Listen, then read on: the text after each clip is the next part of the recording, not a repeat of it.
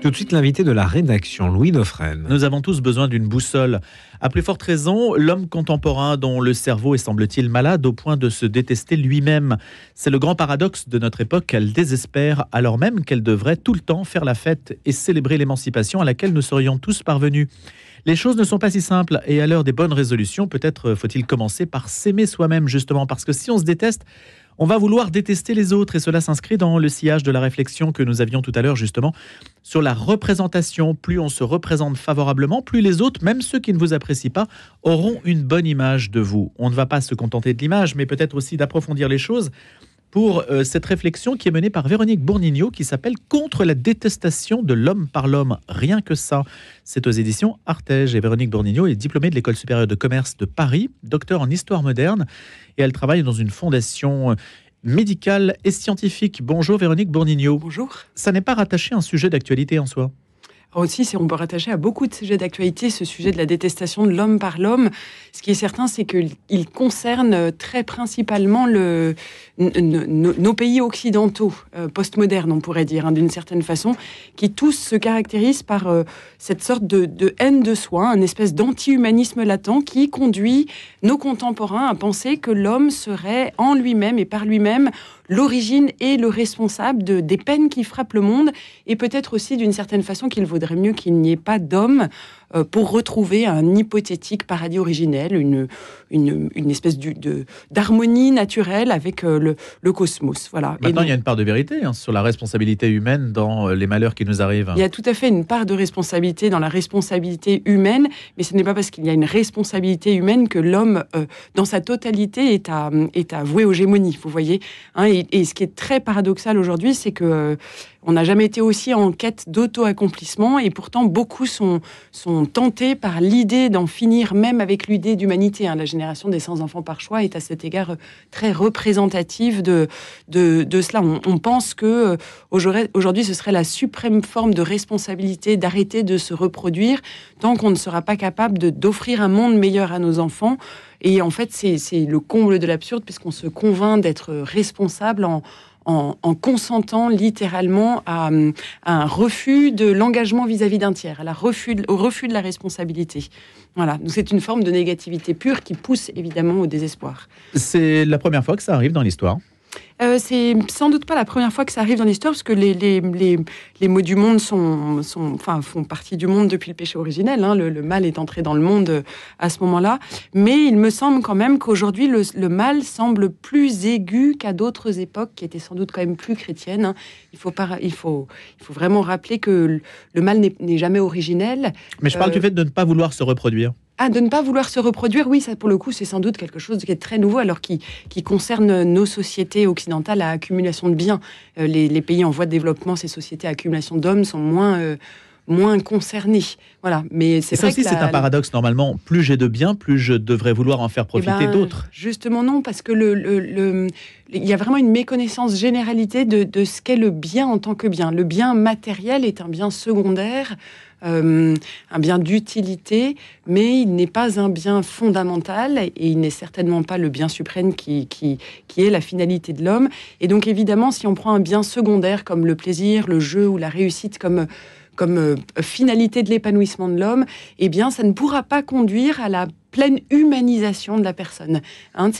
L'homme sera comme inachevé si on lui donne comme objectif, comme finalité, un bien qui est un bien secondaire. Et je crois qu'aujourd'hui, cette méconnaissance anthropologique du bien en tant que bien, de ce qui fait la source et la finalité de la personne humaine, est très largement responsable de ce désespoir qui ronge notre humanité. Vous dites que le libéralisme induit un basculement radical pour l'homme. Il crée en lui une absence, un vide abyssal, celui d'une finalité supérieure à la simple conservation de soi. L'abandon du bien viendrait de là.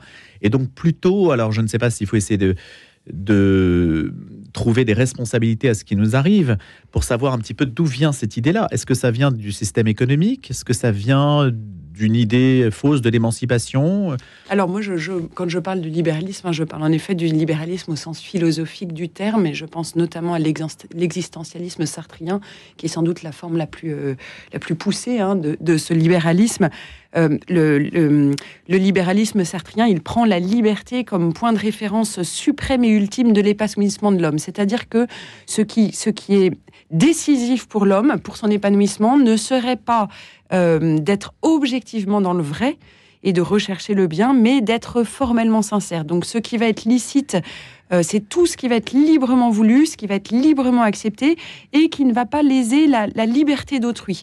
Et donc on voit bien qu'avec cette manière de raisonner, la création de valeur par la liberté est gigantesque, elle est même absolue, on pourrait dire, puisque l'homme ne va se décider à agir non pas en fonction du bien qu'il aurait saisi par son intelligence et qu'il aurait désiré par sa volonté, mais ce qui va le pousser à agir, ça va être son autodétermination. Plus il va être en autodétermination, plus il va être sincère et plus il va pouvoir se décider à agir et donc se refuser aussi à n'importe quelle valeur objective qui précéderait sa prise de décision. Donc c'est vraiment une éthique sans vérité, le libéralisme philosophique, l'existentialisme sartrien. Il n'y a plus de place pour des valeurs objectives qui précéderaient la liberté et que celle-ci devrait ratifier, vous voyez. Et vraiment, il faut comprendre à quel point, en effet, cette sacralisation de la liberté a fragiliser en fait notre faculté à nous personnaliser, à devenir pleinement humains, puisque nos sociétés développées, qui sont très imprégnées de ce libéralisme, elles se caractérisent en effet par une très forte inconscience de la finalité de la vie, humaine, et ça va donc du bien en tant que bien, de la recherche du bien en tant que bien, elle ne se pose plus la question, et donc ça va expliquer en partie, alors évidemment on peut jamais faire des généralités, mais ça va expliquer en partie la passivité avec laquelle les gens, la population peut accueillir des mesures qui sont pourtant si évidemment contraires au bien commun et à la dignité de la personne humaine. Le piège du libéralisme, il est grossier parce qu'en fait, il se drape sur une bienfaisante libération de l'homme pour, au contraire, le priver de sa source et de sa finalité, vous voyez. Et c'est pas sans conséquence, parce qu'au niveau individuel, d'abord, l'homme qui cherchait son plein épanouissement dans la recherche du bien, recherche aujourd'hui, donc dans la recherche de l'acte bon et dans le don de soi, recherche aujourd'hui son épanouissement dans la garantie de sa liberté. Alors, il ne va pas falloir manger sur la liberté de l'autre, mais en fait, la liberté de ceux qui ne peuvent pas l'exprimer. Par exemple, vous voyez, de ceux qui ne peuvent pas... Donc, je pense évidemment au fœtus, à l'embryon, qui n'ont pas encore la faculté d'exprimer leur liberté, mais je pense aussi aux petits-enfants, aux enfants malades, aux personnes handicapées, aux vieillards, aux agonisants, en fait, là, aux pauvres, aux gens qui n'ont pas accès à l'expression de la liberté. Cet intérêt-là, plus personne ne va s'en soucier, vous voyez. Et donc, ça nous conduit au niveau politique, cette forme de libéralisme conduit vraiment à une déresponsabilisation du politique à l'égard de la recherche du bien commun. L'objet du politique ne va plus être la recherche du bien de tous, mais la conservation des intérêts de chacun et surtout des intérêts de ceux qui ont le pouvoir, vous voyez, de les défendre, de les exprimer et de les protéger. Et voilà. À côté de ça, évidemment, comme chacun veut s'autodéterminer au maximum, cela fragmente d'autant plus une société qui n'est plus unie autour de valeurs communes et qui ne peut donc plus faire bloc non plus contre un pouvoir qui serait abusif. Oui, exactement. Donc, il va y avoir une question de... je pense que la justice distributive va être très profondément fragilisée. Alors, c'est l'objet de mon livre. Il y a 3 idéologies qui sont particulièrement représentatives de cette situation. Moi, j'en parle dans le livre. Il y a l'antispécisme, le genre et le transhumanisme qui vont particulièrement illustrer cette dénaturation de la liberté, cette méconnaissance anthropologique du bien en tant que bien de la personne humaine, et qui, à mon avis, dans la mesure où aujourd'hui ces 3 idéologies, d'une certaine façon, se rejoignent, alors qu'elles ont des racines philosophiques très différentes, elles se rejoignent aujourd'hui dans un objectif, je ne sais pas, en tout cas dans une conséquence commune de dénaturation de la personne humaine. Et les 3 idéologies qui sont aujourd'hui rentrées dans une phase culturelle, on n'est plus dans la phase philosophique, on n'est plus dans la phase politique. Pour les 3, on est vraiment dans l'imprégnation de la société, vous voyez. Et ces 3 idéologies, à mon avis, participent beaucoup à fragiliser... et à participer à fragiliser la société et à participer à cette haine de soi, à cette forme d'anti-humanisme latent. Donc au départ, cet anti-humanisme qui vient, vous l'avez rappelé, de Jean-Paul Sartre, et de cette idée qui maintenant n'est plus tout à fait nouvelle, mais qui a fait son chemin et qui n'a pas trouvé finalement d'opposition sur sa route. Oui. Alors, moi je crois, mais alors c'est un avis très personnel. Véronique Bonino. Bonino, pardon. Je crois que... elle n'a pas trouvé d'opposition sur sa route, parce que ces trois idéologies enfin en tout cas cet anti-humanisme latent, plus exactement, a comme caractéristique de nier l'argument de la nature, de nier la loi naturelle, de se refuser à cette loi qui nous imprégnait, qui faisait qui reconnaissait qu'on avait cette tension en nous de chercher le bien et de vouloir s'y porter librement. Et cet anti-humanisme latent de nos sociétés, de nos vieilles sociétés développées, considère que le plein épanouissement de la personne se fera de façon un peu instinctive. Il faut être mu par ses désirs, par une sorte de fluidité, vous voyez, de nos passions, pour pouvoir s'accomplir. Et donc, en fait, si le bien en tant que bien est méconnu, alors est méconnu et même nié ou ignoré, eh bien la prégnance du mal va être beaucoup plus grande. Donc la réponse de la foi, la réponse du surnaturel, la réponse verticale, j'allais dire, vous voyez, qui permet de mettre une transcendance, qui va mettre en valeur ce mystère de l'homme qu'est la vie intérieure, par exemple. Et bien en fait, toute cette possibilité des réponses-là, aujourd'hui, n'est même plus considérée. Voilà, Et pourtant, on vous dira qu'il y a un retour des spiritualités, il y a un retour peut-être un peu anarchique qui se fait hors cadre, en tout cas hors cadre institutionnel. Oui, il y a un retour, mais ce retour est centré sur l'auto-accomplissement. Donc, il est centré sur la recherche de l'accomplissement de la personne comme centré sur elle-même, alors qu'évidemment, c'est le plein épanouissement de la personne à l'image de la Trinité, l'image trinitaire, c'est-à-dire tourner dans le don en vue d'une fécondation, en vue de l'émergence du tiers, vous voyez, qui va être source du plein épanouissement de la personne humaine. Voilà. D'où vient le fait que ce bien, cette recherche du bien, ait été désertée, abandonnée ? D'où est-ce qu'elle vient ? Alors bon, la réponse est... Vous la considérez comme étant une évidence de l'histoire, mais... Alors, c'est peut-être moins clair que ça. C'est beaucoup moins clair que ça. C'est pas tant que je la considère comme une évidence de l'histoire que c'est pas peut-être pas l'objet, le cœur du livre de refaire le parcours historique de la méconnaissance du bien. Moi, je crois quand même qu'à la fois il y a eu des courants philosophiques qui se sont mélangés, notamment l'existentialisme, j'en ai parlé, le nominalisme aussi avec la divination de la pensée subjective, l'hédonisme aussi qui considère que la réalisation de la personne humaine se quantifierait en fonction de l'accès au bonheur. Vous voyez, une sorte d'accès... de guichet. Exactement. Voilà, toutes ces philosophies qui ont des racines extrêmement variées, extrêmement diverses, aujourd'hui semblent avoir tellement imprégné la culture qu'elle se renforce dans cette forme de méconnaissance. Il n'y a plus de place aujourd'hui pour la considération de l'existence du bien en tant que bien et surtout du bien suprême qui est Dieu. J'aime bien reprendre les mots de Benoît XVI qui dit, alors ils sont peut-être imprécis, ma citation est imprécise, mais qui dit il faut rappeler avec force que seul le bien est originel et que le mal n'est qu'une absence de bien. Et c'est pour ça que vivre est bon. C'est parce que seul le bien est originel et ce bien est Dieu et en Dieu il n'y a pas l'ombre d'un mal en Dieu. Voilà. Donc le mal l'ombre d'une vicissitude. Et l'ombre d'une vicissitude, exactement. Véronique Bournino, dites-nous, puisqu'on est entré dans la phase culturelle, vous avez dit il y a une phase philosophique, une phase politique, une phase culturelle. Aujourd'hui, donc, ça veut dire que la société est vraiment imprégnée de ces idées, de cet anti-humanisme latent. Et pourtant, les jeunes générations aujourd'hui, auxquelles peut-être n'ont pas été inculquées grand-chose, ont aussi un appétit, un sens du mensonge aussi, et une détestation aussi peut-être du mensonge, une recherche de la vérité aussi, une sorte de fraîcheur qui est aussi une source d'espoir peut-être. Qu'est-ce qu'on peut dire aujourd'hui à ces jeunes générations par rapport à ce que vous dites, vous ? Alors d'abord, on peut dire quelque chose de très beau, c'est que en effet, cette quête qui anime tout le monde, d'ailleurs même pas que les jeunes, finalement qui anime tout le monde, parfois elle semble un peu atrophiée, mais en fait elle anime tout le monde, elle est très naturelle, parce que c'est bien que le Créateur a inscrit en nous des lois surnaturelles qui résonnent en nous et qui nous font chercher le bien. Contre vents et marées, on a en nous cette quête, cette recherche du bien, parce que c'est notre finalité, parce qu'on est fait pour être créé à l'image de Dieu, parce qu'on est fait pour être configuré à lui. Et donc, en fait, notre finalité, elle est beaucoup plus belle et beaucoup plus grande que tout ce que pourront nous promettre ces idéologies centrées sur l'homme, puisque on est fait pour être configuré au Christ. Donc, on est fait pour une perfection divine, vous voyez. Donc, en fait, c'est très naturel pour les jeunes générations. Donc, moi, j'ai envie de leur dire, soyons remplis d'espoir et écoutons justement cette quête qui résonne en nous. Mais le lien avec l'institution qui porte cette parole ou qui doit la porter ne se fait pas automatiquement. Alors le lien avec l'Église ne se fait pas automatiquement, mais n'oublions jamais que d'abord la foi est un don gratuit de Dieu, premièrement, hein, nous l'oublions pas, donc il faut d'abord un cœur honnête pour recevoir la grâce de la foi. Et d'autre part, je pense qu'il faut aussi dire que en fait, la reconnaissance, l'humble acceptation de la nature humaine est une question centrale.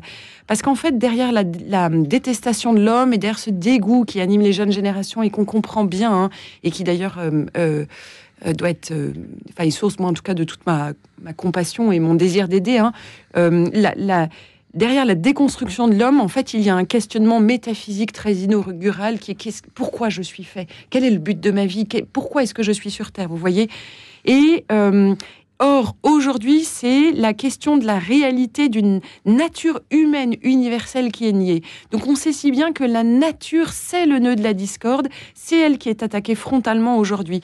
Toute la rhétorique de la déconstruction va consister à dire que la nature ne se présente pas clairement et méthodiquement en tant que telle, qu'il n'y a pas de nature humaine stable, que la réalité biologique serait au mieux une erreur, au pire un mal ou un danger, vous voyez, donc qu'elle pourrait en plus être abîmée par des projections idéologiques ou par une volonté de domination culturelle.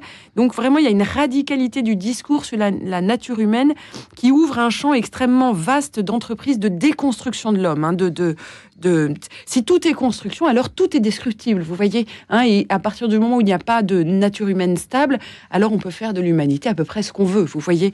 Donc cette réponse... Mais qu'est-ce qui définit alors la nature humaine ? La réponse à la haine de soi, en tout cas, elle va tourner autour de cette acceptation de la nature humaine, de son caractère propre, de son origine et de la finalité. Et notamment, je pense qu'il faut réapprendre aux jeunes générations que dans la nature humaine, il y a bien sûr une vie sensitive qui est mue par nos sens, hein, par nos sens externes, nos sens internes, donc par nos désirs, nos passions, etc. Et que ces choses-là ne sont pas nécessairement mauvaises, elles sont bonnes même souvent, mais qu'il y a surtout aussi la vie intellective, hein, dont j'ai envie de dire qu'elle est le sanctuaire du Saint-Esprit, qui est faite de l'intelligence qui nous permet de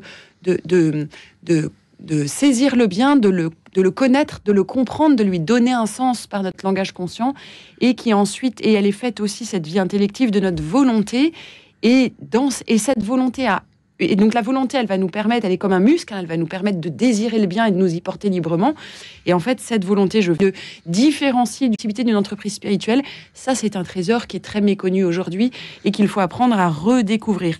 Il faut vraiment dire aux jeunes générations que, en fait, agir en vue d'une fin qu'on reconnaît bonne par notre intelligence et vers laquelle on se meut par notre volonté est une entreprise proprement humaine. Proprement humaine. C'est là que réside toute la beauté, hein, de Mais de si l'acte on ne le fait humain. pas, Véronique Bournino, si on ne le fait pas, est-ce qu'on n'en demeure pas moins homme, justement ? Mais Si bien on si. nie justement cette recherche du bien. Si, on devient pleinement homme, mais il semble qu'il y a comme un inachèvement, si vous voulez. Hein, si on s'en tient à nos sens, à nos passions, à nos désirs, à la fluidité de ces sens, qui d'ailleurs peuvent en plus nous guider qui peuvent nous guider aussi vers des chemins erronés, hein, et ben il semble. Mais on peut vous dire que vous courez derrière une illusion aussi. Voilà.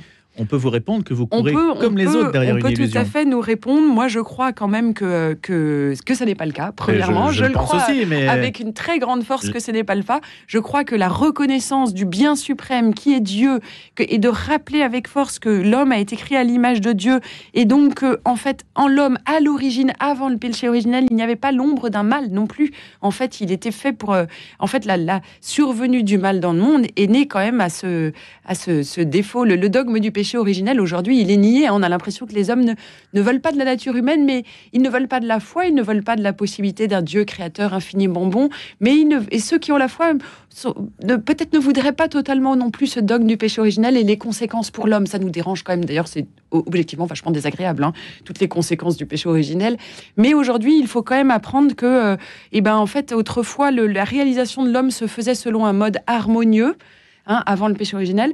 Aujourd'hui, la réalisation de l'homme passe par un mode douloureux parce qu'il y a ce déséquilibre originel et donc la prégnance, il y a une existence du mal dans le monde et donc nous, la réalisation de notre humanité, elle se fera aussi par un mode douloureux, par le mode de la croix. Mais il y a la grâce, il y a ce gigantesque trésor de la grâce qui ne va pas contre la nature. Mais encore faut-il évidemment Que ce vocabulaire soit compris aussi, le mot grâce, Bien etc., sûr, requiert bien pas mal sûr. d'explications. Il faut reconnaître que la prégnance du mal semble plus aiguë aujourd'hui qu'à d'autres époques plus religieuses. C'est un argument qui peut être contesté, ne serait-ce qu'au vu des guerres de religion, par exemple, qui servent quand même de référence intellectuelle pour dire qu'on a été trop loin dans certaines époques sur le côté religieux. Oui, c'est vrai. D'ailleurs, les guerres de religion ne sont finalement que une autre illustration du fait que l'homme peut se tromper. L'homme peut se tromper. On n'est pas Dieu, on n'est pas toute perfection. Et donc, on peut commettre des erreurs. Encore une fois, moi, la proposition de la foi, je ne dis pas que c'est la seule réponse, la réponse de la foi. Je dis que c'est la réponse ultime. Je crois très fermement à l'articulation de la foi et de la raison. Et l'argument de la raison, il est très important. Je me suis arrêtée sur la proposition de la foi pour 2 raisons. D'abord, parce que les idéologies de la déconstruction, aujourd'hui, nous privent de l'argument raisonnable, en niant l'existence de la nature humaine et en disant qu'en fait, il n'y a que le sujet de la fluidité des passions. On nous prive de l'argument raisonnable. Et d'autre part, je crois quand même que la proposition de la foi est une proposition universelle. Bien sûr, la réponse sera individuelle, puisqu'on on est infiniment libre, mais la proposition est universelle. Merci beaucoup Véronique Bournignot. Merci de nous avoir fait partager ces réflexions autour de cet essai qui s'appelle « Contre la détestation de l'homme par l'homme, plaidoyer pour la personne humaine » aux éditions Artege. Et je rappelle que vous êtes docteur en histoire moderne, que vous travaillez aujourd'hui dans une fondation médicale et scientifique. Et je vous dis à bientôt.